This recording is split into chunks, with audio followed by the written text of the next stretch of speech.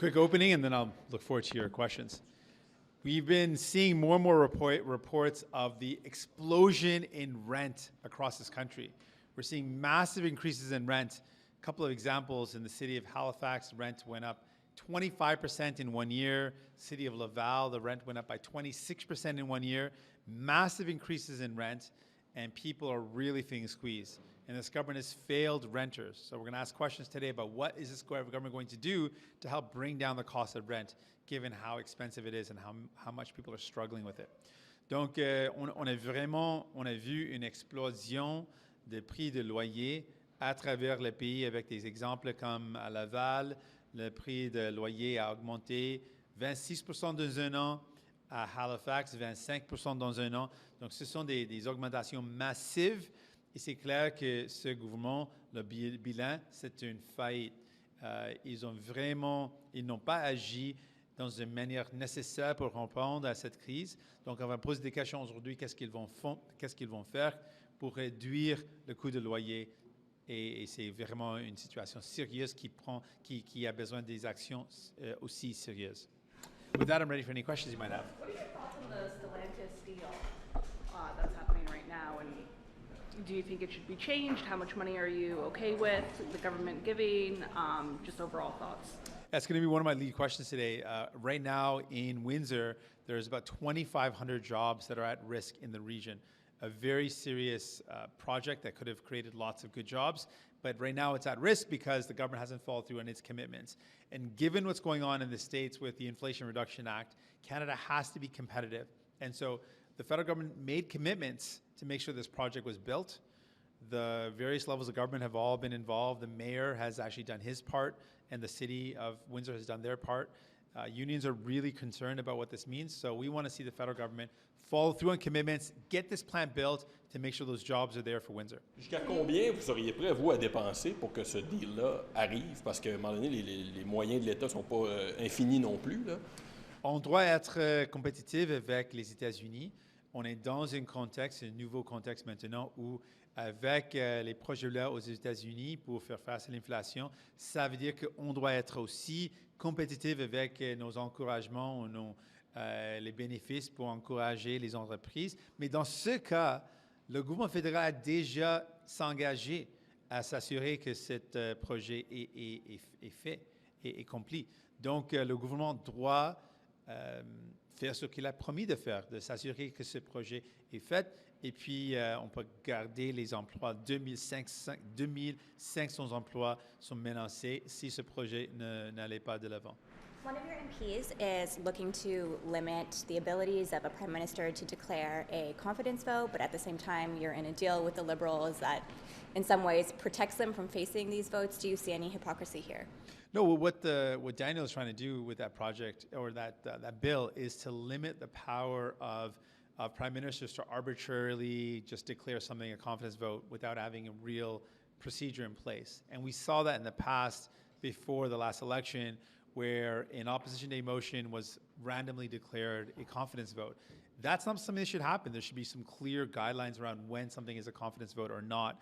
And that's what Daniel is trying to do, to curtail the power of the prime minister to arbitrarily declare something a confidence vote. There should be some clear reasons, some clear criteria. He also included in the bill some information around how do we, or some limitations on how prime ministers can prorogue. We saw the Conservatives under Harper prorogue all over the place, and they use it as a way to avoid scrutiny, to avoid real questions from Parliament, and that's a problem. That shouldn't happen. And so that's what he's trying to do, find ways to give more power effectively to the people so that prime ministers can't heavy-handedly use these tools to diminish democracy. But you don't see any irony or hypocrisy around that?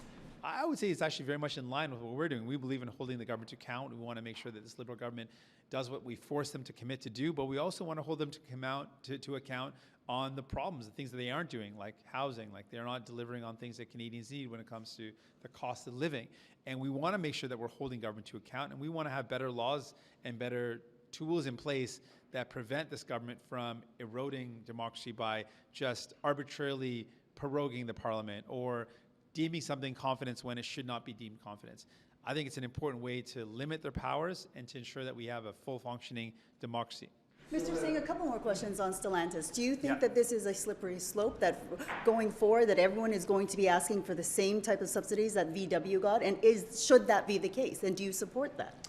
Well, I would say, so I think we are in a new context. With the IRA in the United States, it has really created a new field for us when it comes to how we incentivize businesses in Canada. I think that's something that we've got to accept as a reality. But what I would do differently, and I think where I really want to stake out the New Democrats' position, is we want to make sure that any investments that we make are tied with ironclad guarantees to jobs.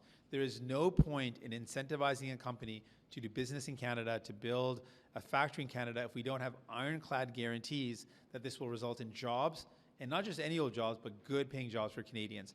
That's where New Democrats believe we have to go. The new context is one where we need to be competitive with the states. If we're not, we're going to lose out on opportunities for work and for workers. But what we can do is to make sure that those guarantees, those incentives that we have in place come with guarantees that make sure we've got good paying union jobs in our country that support workers. When we talk about jobs, your colleagues... I'll do a new one here and then I'll do a follow-up. What do you think about how Stellantis is handling this?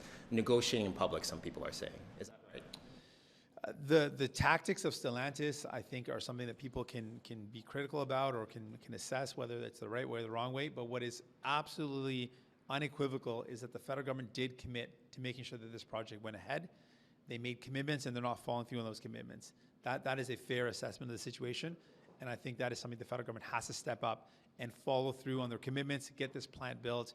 There are thousands of people in Windsor depending on this. There's thousands of jobs in the mix here.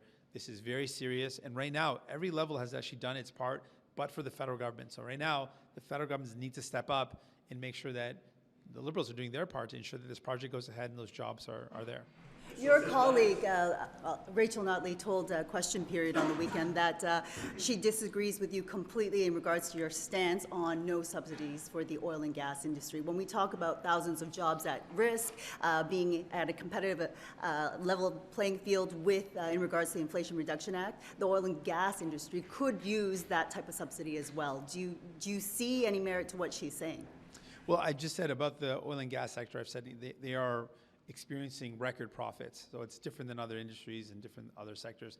They've experienced record profits, and what we said, public money should go towards workers, should go towards investing in clean energy, should go towards investing in jobs that are going to be sustainable for the long run, and that's where we want to see our public money go.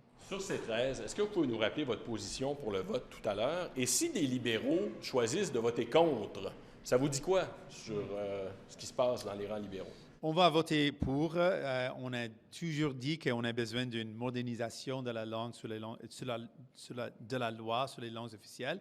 C'est quelque chose de vraiment important pour défendre la francophonie à travers le pays. Donc, c'est quelque chose qu'on va appuyer. Et si les libéraux votent contre ces projets de loi, on ne sait pas ce qu'ils vont faire, mais ça veut dire qu'ils n'appuient pas l'importance de la francophonie. Donc, je pense que c'est important. On doit aller de l'avant. On va voter pour. Sur le retrait des références. In the Official Languages Act for the NDP, what are the most important provisions for the NDP that's going to be in this new law? Ultimately, what we're deeply concerned about is that there is a real threat of the French language across Canada in decline. And what people have told us when I've met with different stakeholders, different Francophone communities across the country, which there are many, they really want to be able to live in the language that is one of the official languages. So ultimately, I want to see a law that recognizes the modern era that we're in. The law previously was not written at a time when we had even social media or the internet in the same way. So we need to make sure the law is recognizing the challenge of French, the decline of French, and the ultimate goal for me is to see a law that will reinforce French across the country and ensure that minority languages are protected. Sur le retrait des références historiques dans le nouveau passeport, êtes-vous d'accord avec les conservateurs quand ils accusent Justin Trudeau de vouloir effacer l'histoire? Il y a une vidéo qui a été publiée ce matin là-dessus. Si on parle du vidéo et les propos de Pierre Poilievre, ça c'est une autre chose. Je veux dire que le gouvernement libéral aurait pu avoir une meilleure consultation avec les organismes, ça c'est quelque chose que je pense aurait dû être fait. C'est important de toujours avoir une bonne consultation. Mais une autre fois, on va discuter Pierre Poilievre et la façon de ce qu'il fait en général, de comment il divise la population, crée des chicanes. Ça c'est pour une autre journée. We know that one of your MPs will be getting a thesis briefing in regards to possible interference in regards to it affecting her. I am wondering what the NDP stance is on reducing the number of Chinese diplomats. I believe there are roughly 150. Would you like to see that number reduced, and how would you like to see it? That's not a position that we've taken in terms of reducing the number of officials. What we have said, given the new more and more allegations coming forward as we're seeing more and more examples of interference, what we said from the beginning remains even more true today. We need a public inquiry. To get to the bottom of this, we need an independent process that's transparent to give Canadians confidence that we know exactly what's going on, how widespread this is, and what we're doing to ensure that Canadians are protected. The other thing that Jenny Kwan raised, and I think is very important, is we're seeing examples of members of parliament being targeted. We know that regular, everyday Canadians are also being targeted, and what that means in their life, what we're hearing from them, the fear, the trauma, the worry. These are families that have fled repressive regimes only to have those same threats follow them to Canada. And they've raised these concerns, and governments, whether it's conservative or liberal, have done nothing about it. That's what we're deeply concerned about, is that people living in our country should be able to participate in democracy and be free from threats, intimidation from foreign governments.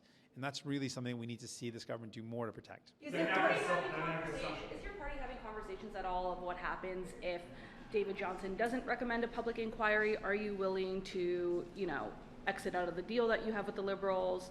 Are you all having conversations about what happens next if in a week David Johnston does not say, or no public inquiry? Yes, we've had discussions about this. This is very important to us. We are going to continue to push for a public inquiry, whether the special rapporteur calls for one or not. We are going to continue to call for one. We think it's the right thing to do. Canadians deserve it. And the only real way to have an airing of what's going on, to restore confidence for Canadians, to restore confidence in our democracy, and to answer questions that have been left unanswered, is to have a public inquiry. We will continue to push for one. Thank you. Merci.